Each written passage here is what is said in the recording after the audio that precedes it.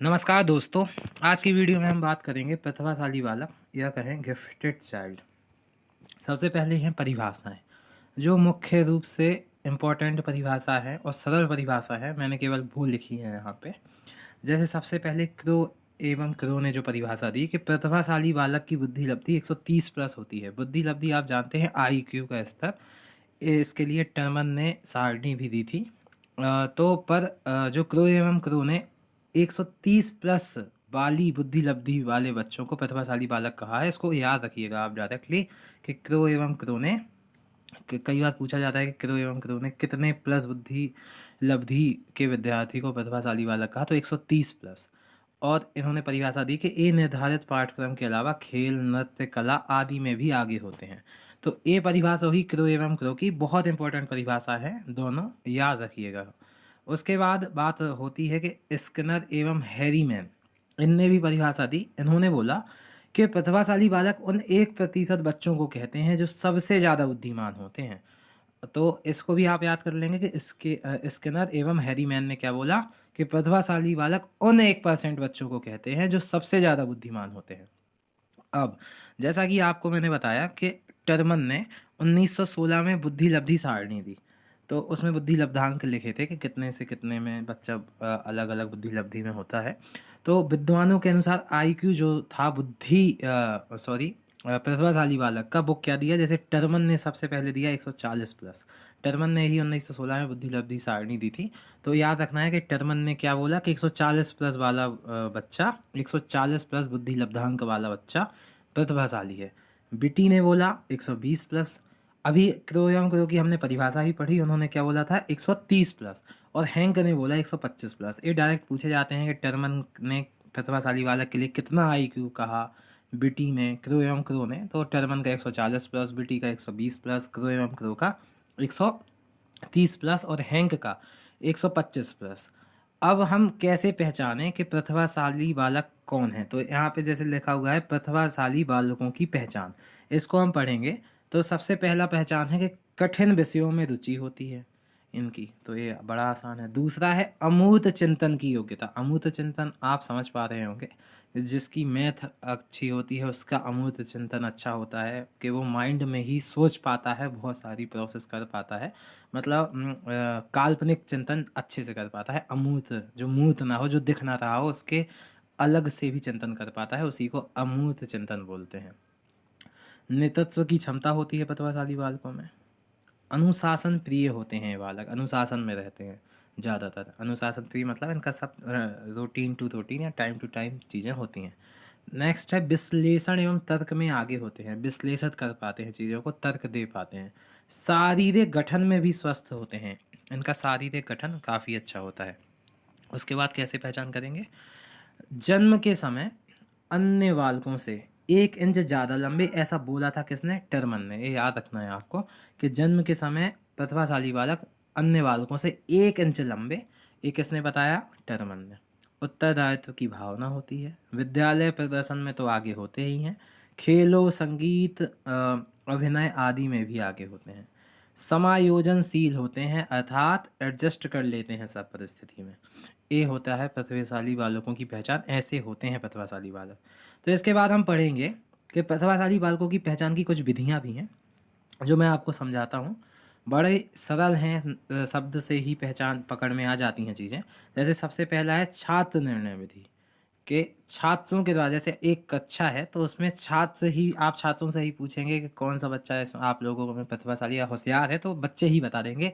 तो ये वो होती है छात्र निर्णय विधि।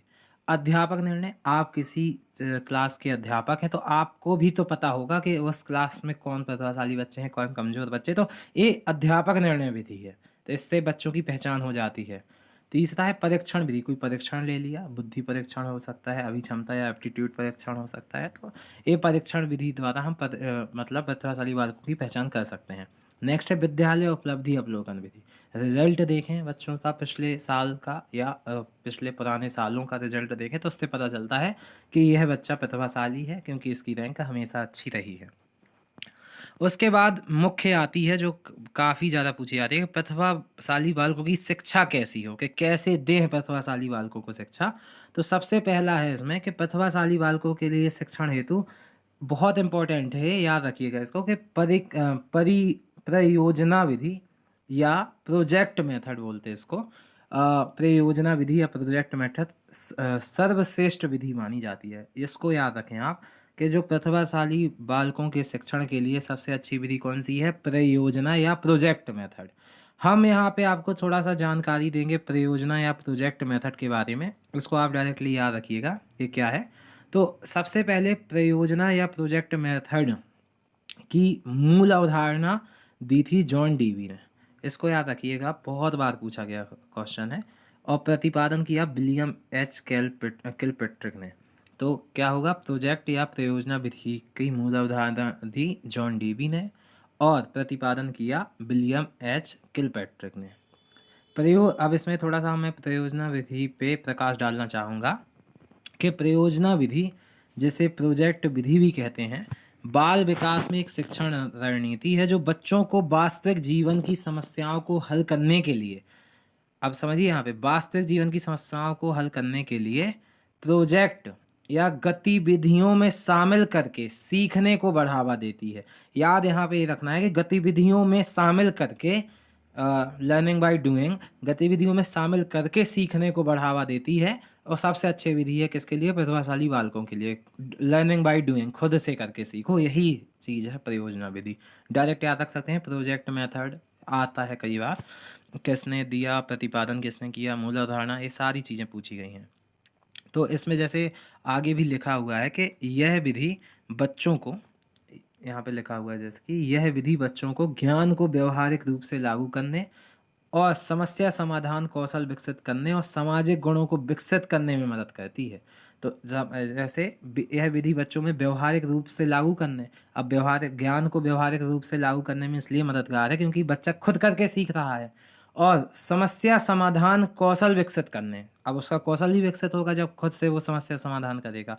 और सामाजिक गुणों को विकसित करने में मदद करती है, खुद करके सीखेगा तो उसमें सामाजिक गुण भी प्रतिपादित या उत्पन्न होते हैं बच्चे में। और कैसे हम शिक्षा दे सकते हैं प्रतिभाशाली बच्चों को, इसको याद रखिएगा। तो सबसे पहले नेक्स्ट है, उसके बाद पहले तो कई विधियाँ, जो कि प्रयोजना विधि है सबसे अच्छी। दूसरी है विशिष्ट विद्यालय बनाए जाएं, जैसे कि नवोदय विद्यालय। उसमें एक पेपर होता है, बच्चे जाते हैं तो वहाँ प्रतिभाशाली बच्चे जब वहाँ पढ़ते हैं तो विशिष्ट विद्यालय द्वारा, एक उदाहरण है नवोदय विद्यालय। विशिष्ट कक्षाएँ दी जाएँ इनको, ज़्यादा चुनौतीपूर्ण कार्य दिए जाएँ, छात्रवृत्ति प्रदान करना, यदि कोई मतलब जो बच्चे हैं तो उनको छात्रवृत्ति भी प्रदान की जाए उनकी प्रतिभा पे, तो जिससे वो उत्साहित हो, उनको प्रोत्साहन मिले। और पुनर्बलन बोल सकते हैं इस चीज़ को हम। कभी कभी निचली कक्षाओं में पढ़ाने का मौका देना, बच्चों को कभी कभी निचली कक्षाओं में पढ़ाने का मौका भी दिया जाए। अगला है कक्षा में प्रदर्शन का मौका दें, बच्चों को कक्षा में प्रदर्शन का भी मौका दें। उसके बाद है निर्धारित पाठ्यक्रम के अलावा अतिरिक्त विषय या खेल संगीत कला आदि की भी शिक्षा दें, क्योंकि बच्चे उसमें भी अच्छे होते हैं, इनको उससे मतलब पाठ्यक्रम के अतिरिक्त चीज़ें ज़्यादा कराएं। सपुष्ट पुस्तकालय सुविधा दें, जिससे अधिक जानकारी और अधिक किताबों के माध्यम से अधिक चीज़ों से जुड़ पाएँ ये बालक। और सर्वांगीण विकास पर बल दें, प्रतिभाशाली बालकों के सर्वांगीण विकास पर बल दें, क्योंकि इनके सारे पक्ष लगभग बहुत अच्छे होते हैं, इसलिए ये कहा गया है। तो ये इस टाइप से बच्चों की, प्रतिभाशाली बालकों की शिक्षा हो सकती है।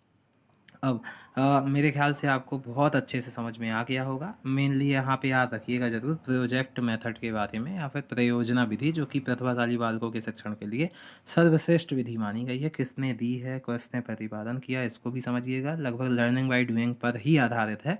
और आशा करता हूँ आपको बहुत अच्छे से समझ में आ गया होगा। ये हैं प्रतिभाशाली बालक के बारे में। बहुत बहुत धन्यवाद आपका वीडियो देखने के लिए। जय हिंद।